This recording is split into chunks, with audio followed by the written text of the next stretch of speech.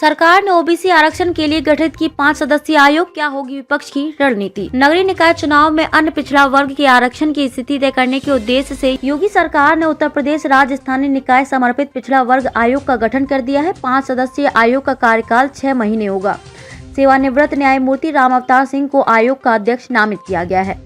भाजपा सरकार इस मामले में कोई कोताही नहीं बरतना चाहती है। ऐसे में अब विपक्ष को अपनी रणनीति में बदलाव करना होगा।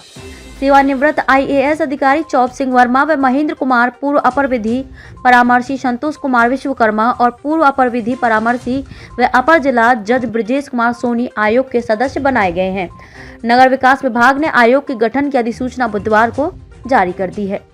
इलाहाबाद हाई कोर्ट के लखनऊ खंडपीठ ने निकाय चुनाव को अन्य पिछड़ा वर्ग के आरक्षण के बिना संपन्न कराने का आदेश दिया था। इस आदेश के बाद मुख्यमंत्री योगी आदित्यनाथ ने कहा था कि राज्य सरकार निकाय चुनाव के लिए आयोग गठित कर ट्रिपल टेस्ट के आधार पर अन्य पिछड़ा वर्ग को आरक्षण देगी।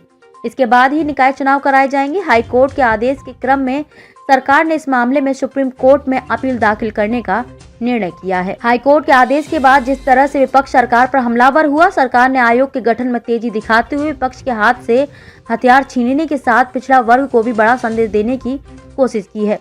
यह कदम उठाकर वह सुप्रीम कोर्ट में यह दलील दे सकेगी कि आयोग का गठन कर वह निकाय चुनाव के संदर्भ में शीर्ष न्यायालय के ट्रिपल टेस्ट के फार्मूले पर खरा उतरना चाहती है। सीएम योगी ने हाई कोर्ट का फैसला आने के बाद कहा था कि उत्तर प्रदेश सरकार नगरीय निकाय चुनाव सामान्य निर्वाचन के परिप्रेक्ष्य में एक आयोग गठित कर ट्रिपल टेस्ट के आधार पर अन्य पिछड़ा वर्ग यानी कि ओबीसी के नागरिकों को आरक्षण की सुविधा उपलब्ध कराएगी। इसके उपरांत ही नगरीय निकाय सामान्य निर्वाचन को संपन्न कराया जाएगा। हाईकोर्ट ने ट्रिपल टेस्ट फार्मूला अपनाए बगैर ओबीसी आरक्षण देने को गलत बताया था। ओबीसी आरक्षण रद्द कर सभी सीटों को सामान्य घोषित करते हुए 31 जनवरी तक चुनाव कराने के लिए कहा था।